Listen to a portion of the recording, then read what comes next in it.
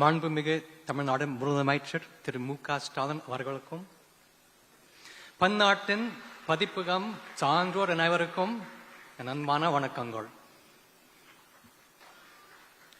என் பேர் Thomas Hitoshi ப்ருக்ஸ்மா. சொந்த ஊர் சியாட்டில். அமெரிக்காவில் பிறந்து வளர்ந்தாலும் கடந்த 26 வருஷமா தமிழ் படிச்சுக்கிட்டே வரேன். அதில் மொத்தமா 5 வருஷம் தமிழ்நாட்டிலேயே இருந்து படிச்சிருக்கிறேன். மதுரையில் முனிவர் கு. வே. ராமகோடி அவர்களிடம் பேச்சு தமிழும் எழுத்து தமிழும் தமிழ் இலக்கியமும் பயின்றிருக்கிறேன். மதுரை பக்கத்தில் வலையப்பட்டி என்னும் அருமையான கிராமத்தில் பல்லாண்டு தங்கி மகிழ்ந்திருக்கிறேன். திருக்குறளையும் ஆங்கிலத்தில் கவிநயத்தோடு மொழிபெயர்த்திருக்கிறேன்.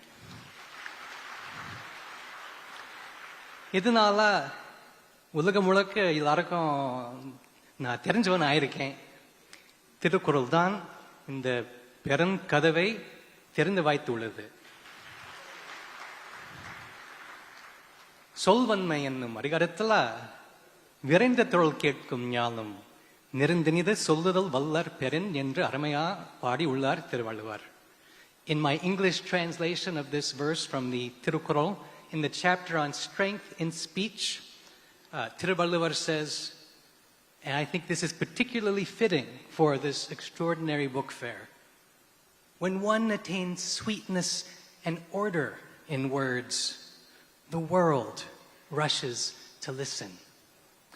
இது பாட வேண்டிய ஒரு பாட்டு.